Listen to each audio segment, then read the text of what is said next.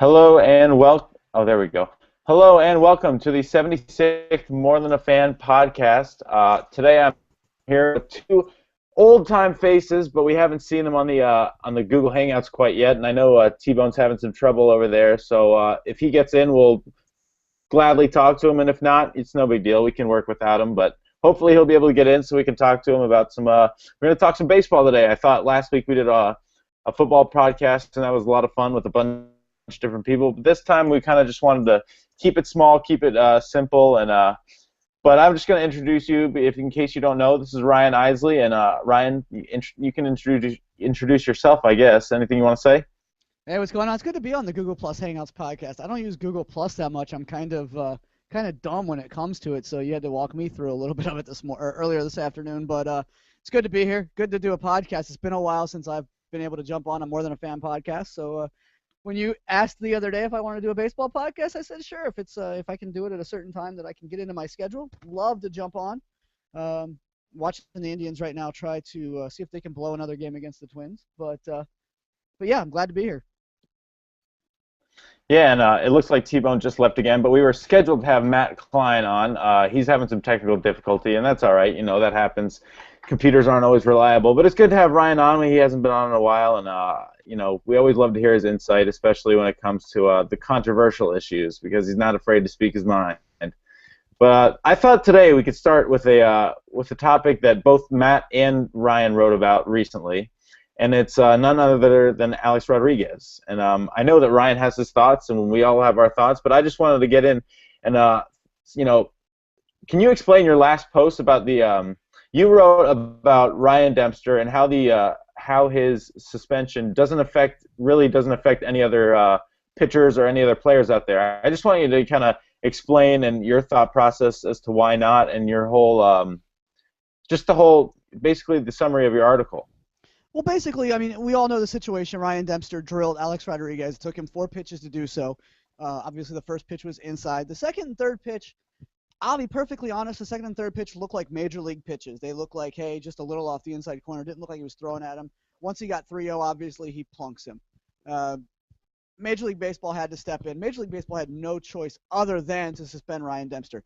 If Dempster hits him on the first pitch, I really don't think he gets suspended. But the fact that he went after him and again, you have no choice but to levy some kind of discipline against him. Baseball has to protect everybody, and it's not just, I know that they're having an issue with Rodriguez right now. He's going through the appeal process. The only guy of the biogenesis suspensions to go through the appeal process, so that has to leave a bad taste in Major League Baseball's mouth. But at the same time, they have a duty to protect their players. By suspending Dempster for 5 games, even if he doesn't miss a start, even if they can rearrange their rotation so that he misses 5 games and pitches on the sixth day, they've sent a bit of a message that, hey, we're not going to allow you just to continue to throw and try to use Alex Rodriguez as target practice. They've also been very consistent, because if you look at guys who in the past have thrown at players intentionally, not Alex Rodriguez, and not other guys that have been suspended, but any player at all, 5 games seems to be what they usually start with. So you had to give Dempster 5 games, and at the same time, by not giving Dempster 10, 15, 20 games just because he threw at Rodriguez, you've also opened it to where other pitchers can say, hey, I'm only going to get 5 games if I throw at him intentionally and they know I did it, but let's say third, fourth inning, his second at bat, and that's a 3-2 ball game, 4-1 ball game, something like that. I hit him on the first pitch, they're not going to suspend me. They're not going to go out of their way to make outrageous suspensions against guys that are hitting Rodriguez. And I think that's another message to pitchers in baseball that they can take and go, hey, if I'm not happy with what Rodriguez did, I can still hit him and not get suspended. So what your thought process is, they didn't do enough. What would you expect them to do? What would you want them to do?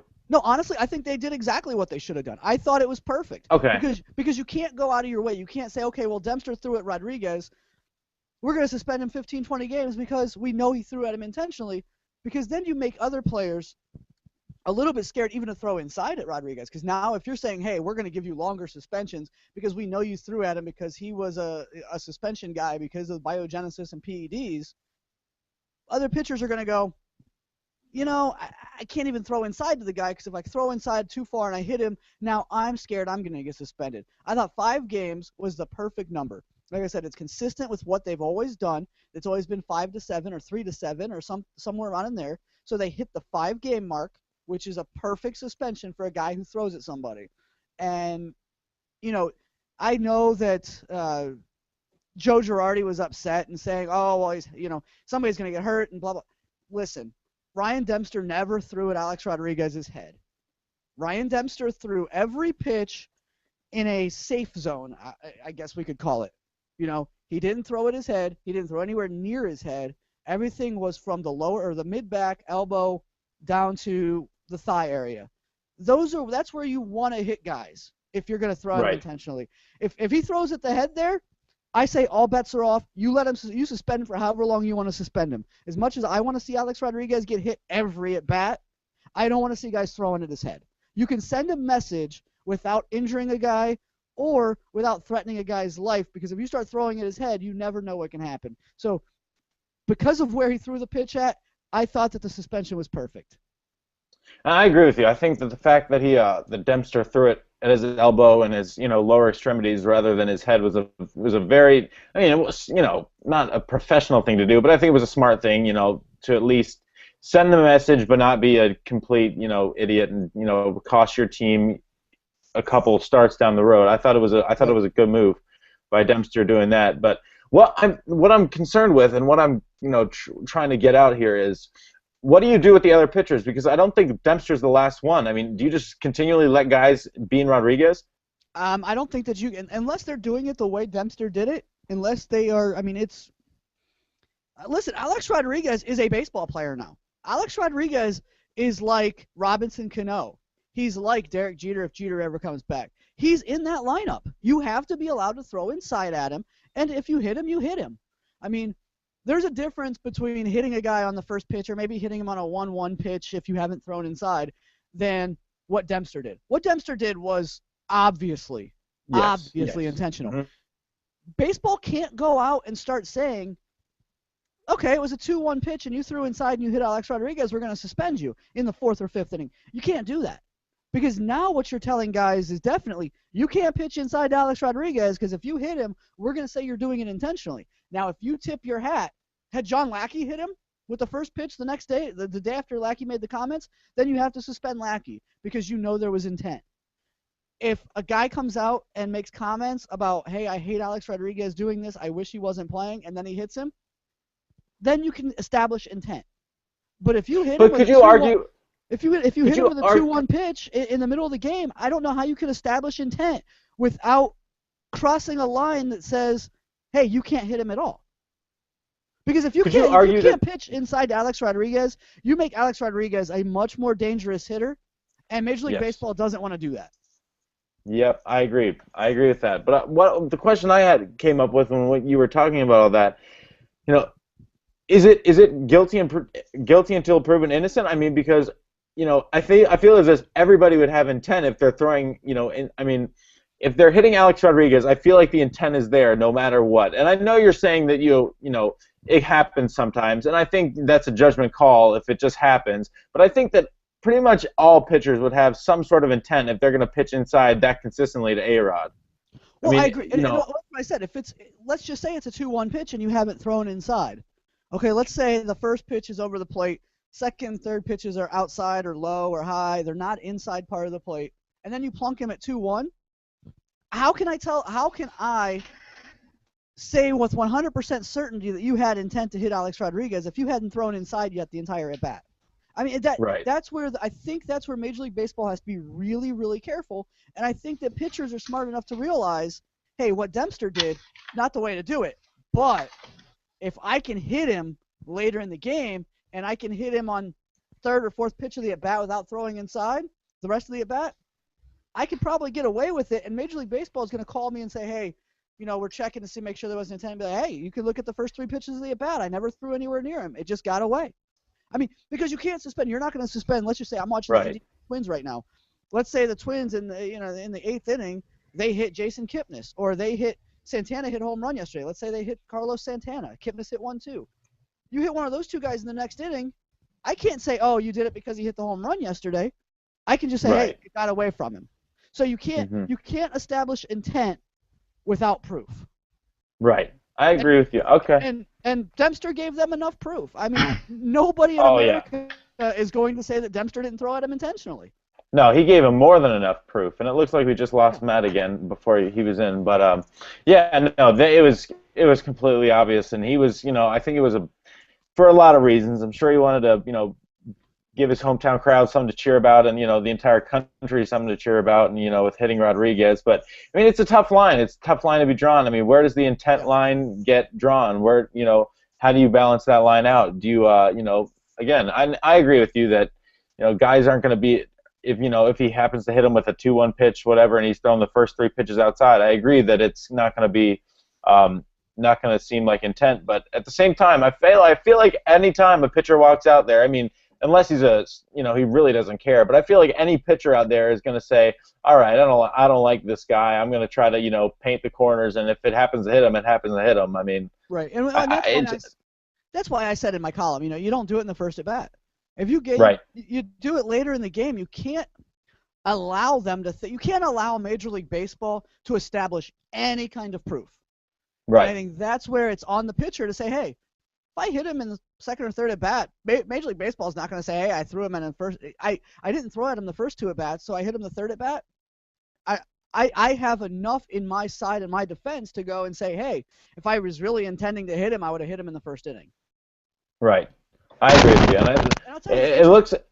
Yeah, go ahead. About the whole thing, I thought that the most interesting comments came from Big Papi, to be honest, about how he didn't agree with what Dempster did, and this and that, and how he and Alex are friends off the field. But once you step on the white lines, it's all about playing the game. And I don't think that was Big Papi's original worry. I think Big Papi was like, hey, these guys, if my guy's going to hit their best player, then I'm probably going to get thrown at next. Right, so exactly. I have to, if this guy's going to throw at Alex Rodriguez, now my next 3 at bats, I got to be scared that I'm going to get thrown at. Yep. So I just want to get T-Bone because I know he's finally in. Are you there, Matt? Are you there? I am back. Comcast is doing their best to keep me out of this conversation. I've heard you guys intermittently, so yeah, but I'm here for the moment. Okay, so I just want to ask you. Sounds like you're talking Alex Rodriguez and Ryan Dempster. Yep, and I just want you to elaborate. Say, you wrote a column last week about the whole John Lackey situation, and I wanted to hear your comments on Alex Rodriguez as a Boston fan. As a Boston fan, I loved watching Dempster hit Alex Rodriguez, and as a Major League Baseball. Oh man, we lost him. He was about to say something good too, I betcha. But anyway, yeah. So I mean, it's unfortunate that we can't get him in. But I mean, the Dempster situation. I don't think we've seen Alex Rodriguez get hit since. I might be wrong about that, but I don't think so. No, I've not. So I mean, no, I haven't either. It might be a non-issue after this point. I mean, it could have just been a one and done deal. Dempster hits him, and all of it's over. But we'll see. We'll see if in the future if anybody else comes after A-Rod and what kind of controversy that sparks up. But I think the bottom line here is that nobody likes A-Rod, and they wouldn't mind to see him get plunked anywhere but the head. I mean, some people probably would like to see him get plunked in the head. Right, absolutely. And well, those are the people that bother me. Like, everyone wants to see him get hit and blah blah blah, and I'm like, or not get hurt, not get hit, but get hurt. I'd never want to see a guy get hurt. Okay, I'll never root for a guy to get hurt, but I will root for a guy to get hit when it's a situation like Alex Rodriguez. I mean, I think at some point the pitchers and the rest of the players in baseball are getting sick and tired of the Alex Rodriguez drama soap opera. And they just want to get on with they want to get on with baseball, and they want baseball to get cleaned up. And I think that's the biggest issue. You can't clean up baseball while Alex Rodriguez is still playing and appealing his suspension. I just don't see it.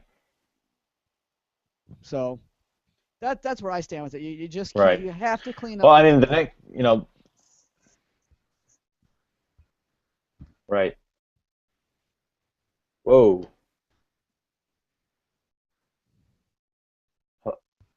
Hold on one second, everybody. There we go. Excuse me. What? Who was? Did you see that? Yeah, I saw that. There's T-Bone again. Did you see that guy? Who was that? I thought this was a private thing.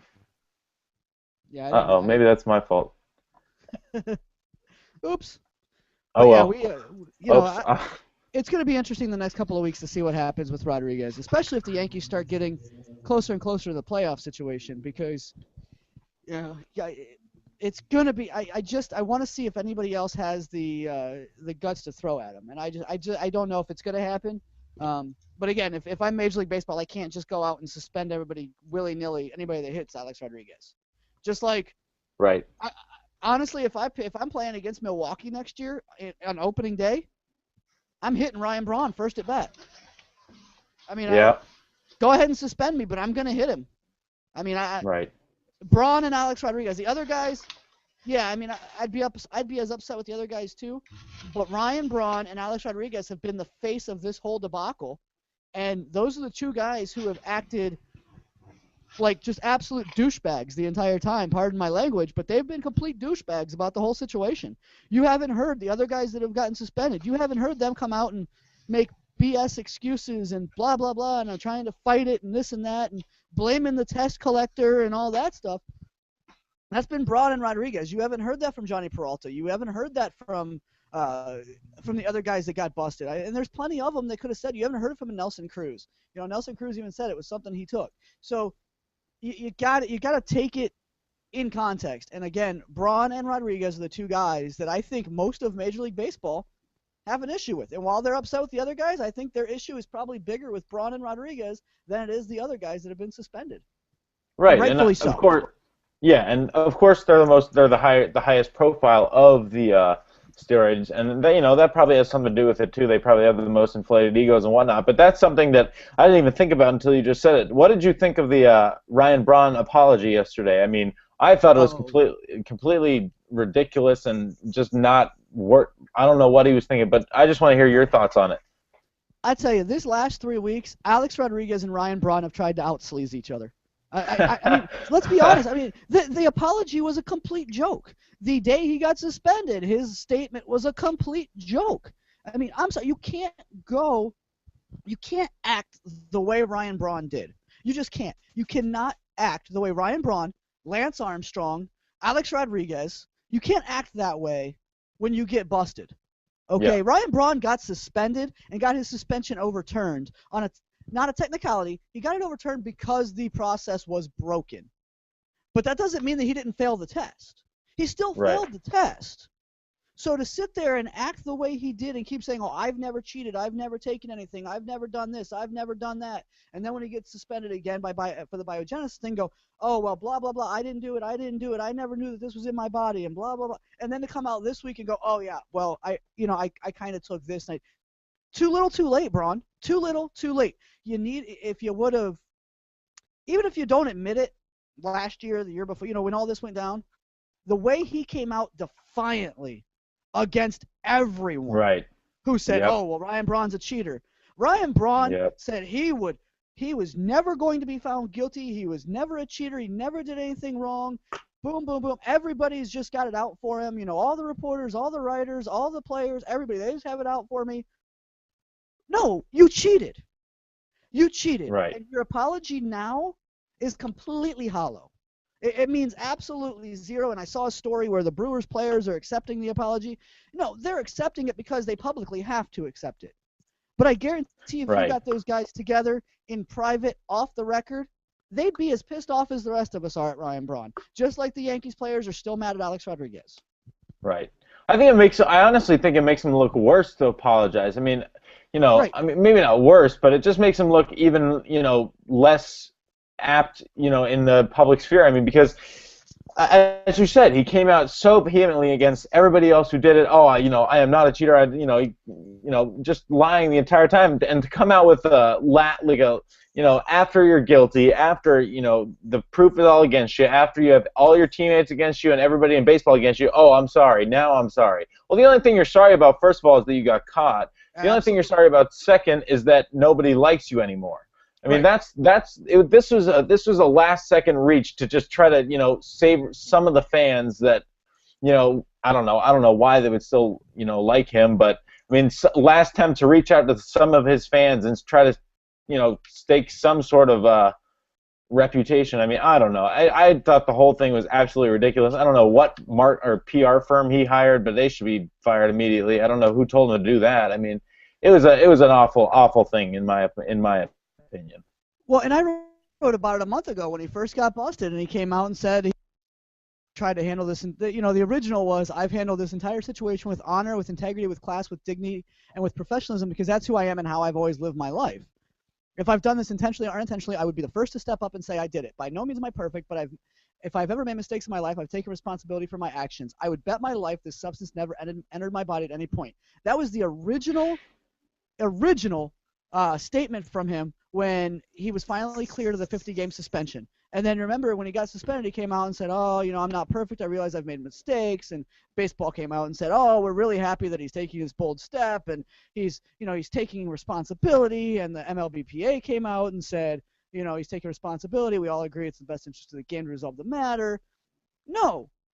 Ryan Braun, you're right. Ryan Braun was sorry he got caught, and that was actually the title of my column, was Ryan Braun is only sorry he got caught. And yes, I sang Beyonce lyrics for 3 freaking days after I wrote the song, because I could only sing the "You're Only Sorry You Got Caught" song by Beyonce for 3 straight days. But you're right. He was upset. He was only sorry he got caught. Had he never gotten busted, had biogenesis never came up, Ryan Braun would have never, ever said that he actually cheated or admitted to what he did. He never would have done it. I think we lost Ryan for a second, but I just want to echo his points. I mean, I think that, again, to maintain his was it me? I was the one who had technical difficulties, not you. I think it was yours. Okay, good. There we go. Yeah, I think it was you that time. But okay, perfect. He's only sorry he got caught, and if whatever. People aren't going to forgive you, Braun. Sorry, people in baseball, and even, like I said, the Brewers publicly are going to say that they're okay with the apology and that they can accept it. If you're one of his teammates, and he has put this team in this situation, how do you forgive him? Because, let's be honest, I wrote, this was in the original Ryan Braun column I wrote, was, if I'm Ryan Braun, why not take the suspension now? My team is nowhere near the playoffs. I get 65 days off. I get, from now to the end of the season, I can rest. Why go out there and get injured when my team's way out of playoff contention? I'm still going to get paid when I come back because my contract's not voided. What downfalls are there for Ryan Braun to take the suspension at this point? There are none. He gets to come back fresh next year while the other teammates that he plays with are out there busting their butts every day, even though their team's not in contention. They have to go out there and play. He left them high and dry by cheating. Right. So if I'm his teammates, right. I'm sorry. I can't forgive you. I'm sorry. It's not going to happen. And maybe that's just me, and maybe some of these guys in baseball are a little more forgiving than I am. I'm not talking to you in the clubhouse when you come in spring training. Don't come anywhere near me, because I'm not going to have anything to say to you. Right, and I wouldn't blame you. I mean, he had one chance, or he had maybe 1 or 2 chances to say, I'm sorry, that's it. Before all this stuff, the first time or the second time, I'm sorry, it happened. I take responsibility right away. He didn't take responsibility right away. He took responsibility way after the fact. And that, I'm with you. I mean, I might forgive him as a human being, but I wouldn't forgive him as a baseball player. I mean, come on, that's absolutely ridiculous. To think that, I could get away with this, and I'm just going to dupe these guys into thinking that I didn't do anything, and they'll trust me and they'll love me. No, it doesn't work that way.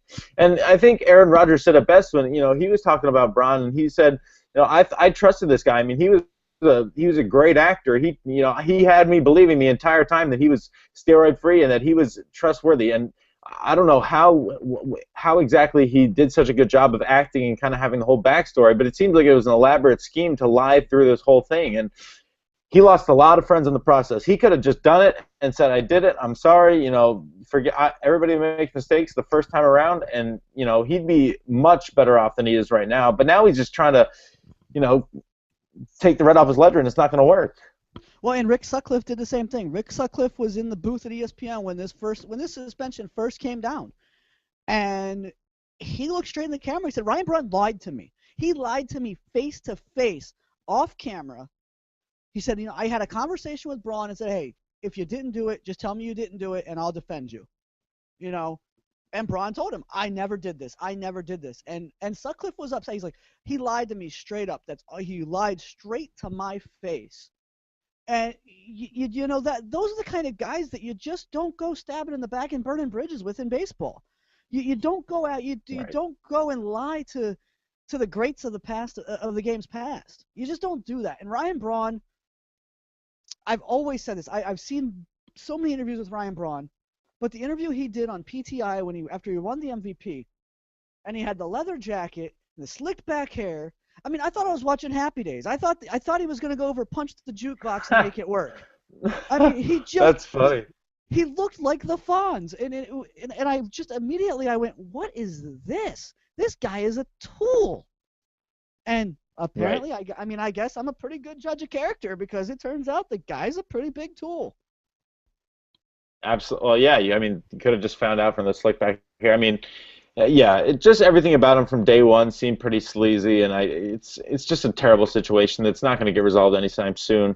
But I just wanted to spend, because we're cutting it short today, because we first of all had the problems with T-Bone and a couple of work things this afternoon, so we're going to cut it off at about 3:45, which is about 7 minutes. But I just wanted to spend the last portion of this. That was a good solid stuff from Ryan on the steroids issue and the whole A-Rod and Dempster issue. But I just wanted to spend the last 6 minutes or so talking about the Indians' promotional giveaway debacles and seeing if Ryan has a legitimate solution for the answers. Because why don't you tell us a little bit of what happened last night and what's been your experiences with the going to the park and with the promotions for the Indians?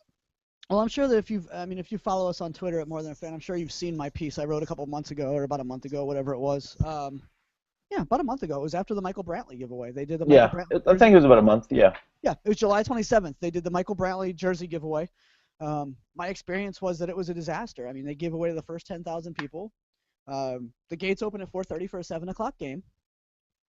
So everybody's trying to get there early. You get there early, you rush in, you're like, oh, I can go to my seat, I can grab a hot dog, I can do whatever. Go to my seat, chill. No. You get to the game at 4:30, you get in the gate, and then you can't get to your seats until 5:30 on a weekend or 6 o'clock during the week because they have the concourse shut down. You can't get to certain sections of the ballpark. I wrote about it. The Indians responded, said, well, blah, blah, blah, here's our policy. I still call the policy BS. I rewrote it. I didn't retract. I wrote another piece giving their responses and then my response to their response, hoping that things would get changed, hoping that there'd be a little bit of a difference the next time they did a giveaway. They did Nick Swisher jersey giveaway yesterday. All Indians fans knew going in this was going to be the most popular giveaway the Indians did all year. I mean, I don't think anybody would deny that. So we got there at 4:10, 4:15 for a 4:30 open, 7 o'clock game. The gate by Bob Feller statue was wrapped all the way down the alley and back over past the parking deck entrance, or the exit where you walk out of the parking deck to go like to the queue or to the arena, to the stadium. Mm-hmm. It was backed all the way to there. The other gate, which is gate A, was backed all the way past the back end of the queue, and by 4:20 was parked probably all the way back to the street by the front of the queue. So you've got just massive crowds waiting to get into this ballpark. And by time that they finally opened the stadium at 4:30, I mean, people are just filing in. Get the jersey. Well, you can leave and come back. The line to get out was just as bad as the line to get in. So people are trying to get out because we wanted to go to dinner, and then we figured we'd come back. But the whole thing, I mean, I saw many tweets from people that were there that were just like, "This is a disaster. There's too many people. They're going to cause a riot." And yeah, it was awful. I mean, it's a very bad, it's an awful experience. It really is. And it's not the first time and that I've gone to a game that we've had this problem. I went to a game where there wasn't a promotion, and the line to get into the stadium at 6 o'clock at the concourse was so packed that if you needed to get out, you couldn't move. So I've never seen a baseball team open a stadium at 4:30 but tell you can't get to your seats until an hour and a half later. You know, if you're going to open the stadium, you open the stadium. If you're not going to open the stadium, you open all the gates at 5:30 and let people in. But to open in an hour and a half, they're opening it to let people see batting practice, and I get Right. that. But then make the whole stadium available. Yep. It's just a disaster. The Indians PR. I mean, they're trying. They really are, but they're failing, in my opinion. Because you would think that they would listen to their fans and listen to what people want. And again, one of my solutions to alleviate the whole issue, the 10,000 on the giveaway is a joke. Especially when like yesterday. Especially yesterday. Make the Swisher jersey 25,000. Because you only had 26,000 apparently at the game, which was the announced attendance. Make it 25,000 on the giveaway when you know that that's going to be the most popular giveaway. Like the Omar bobblehead. The Omar bobblehead was the same way. So you make those promotions a little bit more. I mean, and the Indians' response to me was, well, the Tigers only do 10,000 certain ones, and this team only does 10,000. And my response was, well, yeah, but the Reds just did 30,000 on a bobblehead. And oh yeah, the Pirates just did 25,000 on a T-shirt. So you're going to come at me and say, well, other teams are doing this. I'm going to tell you, well, other teams are doing it this way. So the Indians, what they've been doing is they're trying to use other teams as an example, but ignoring at the same time that other teams are doing it a different way. So there's no universal way to do it, and the Indians are trying to follow the guidance of other teams, and they just need to start doing things their own way. Listen to the fans. Listen to what the fans want.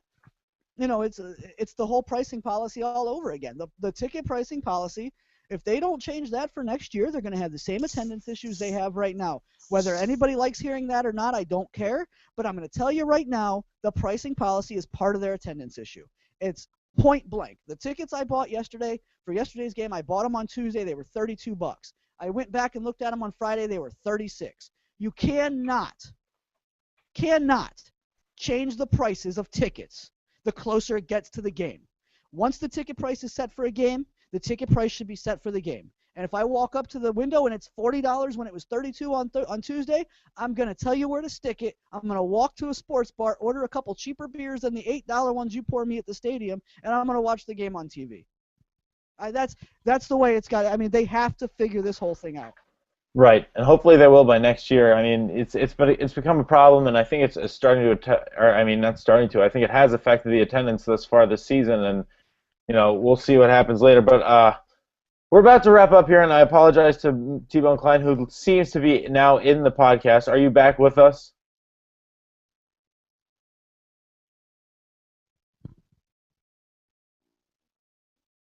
I don't hear him. I don't either. Well, that's all right. You know what, Matt? We apologize for not having you on today. I mean, we've enjoyed you listening to us live, and next time we'll definitely get it sorted out and make sure that you're in here and helping us out and helping us to talk some baseball. So for all of us at More Than a Fan, for joining us today, and I guess this is our time to do a little plug time. That's what we like to do at the end of these things is tell people what we're working on this week. And Ryan, we'll start with you. What are you working on this upcoming week? Anything special? You know what? I'm not really sure. I think I'm probably going to look at some NASCAR. I haven't done too much NASCAR lately. I did the Tony Stewart piece a couple weeks ago, but I think I'm going to maybe look at some NASCAR stuff for this coming week. We have so many writers, so many good writers over at More Than a Fan. It makes it a little difficult to keep doing Cleveland sports all the time. So I kind of look outside the box every now and then and try to find something that other people aren't writing about or hope that other people aren't writing about. But if you have a chance, I go back and some of my other stuff I did, my other one on Alex Rodriguez, that's the one if you ever get a chance to go back and read something that I've written, beginning of August I wrote a piece on Alex Rodriguez needing to learn some perspective, and it came from his comment about fighting for his life when he got suspended. So if you have a chance, go ahead and give me a shout on that and give me some feedback if you have a chance. It's at Isley23, or you can always email me, Ryan at morethanafan.net. I usually try to respond to all my emails. I try to respond to all the tweets. Sometimes I just can't get to some of them, but if you tweet at me, I usually try to give you some sort of response. And I do appreciate all the interaction. We have a lot of fun with people on Twitter, and I don't do as much on Facebook, but we do have a lot of fun with people on Twitter for Facebook. Or for, Absolutely. For interaction. But yeah, and just to vouch for Ryan, the Alex Rodriguez piece he wrote about fighting for his life was pretty spectacular. I would definitely recommend that. As for me and the rest of the More Than a Fan crew, we're kind of doing a college football preview type thing, getting ready for the whole season starting on Saturday. Tomorrow I'll have the Big Ten preview up. Wednesday we'll have a little MAC preview up. And on Friday we'll have the SEC preview up. And then during the week, I think we have ACC, Big 12, and Pac-12. They'll all be up during this week. So if you're a college football fan, please get ready to read a lot about college football because we have a lot of previews coming up for all the different BCS and even one non-BCS conferences. And yeah, so look out for that on the website. It's morethanafan.net, of course, and you can look for us there. We got T-Bone over there at T-Bone MTAF on Twitter. He's a big Boston Red Sox, Boston sports guy, and he's a very important, very old member of this group, and we appreciate him coming on in a way. I mean, I know he didn't get to say anything and he's smiling, but at least he was able to see how it goes. So next time we'll have him on, and hopefully we can get the technical situations figured out. But for all of us here at More Than a Fan and Ryan and Matt, I'd like to thank you for tuning in, and have a great afternoon and a great week. We will see you next week, or we will see you on Tuesday with the College Football Podcast featuring a bunch of us at More Than a Fan. So get ready for Tuesday. Get ready for college football. Thanks a lot, everybody. Take care.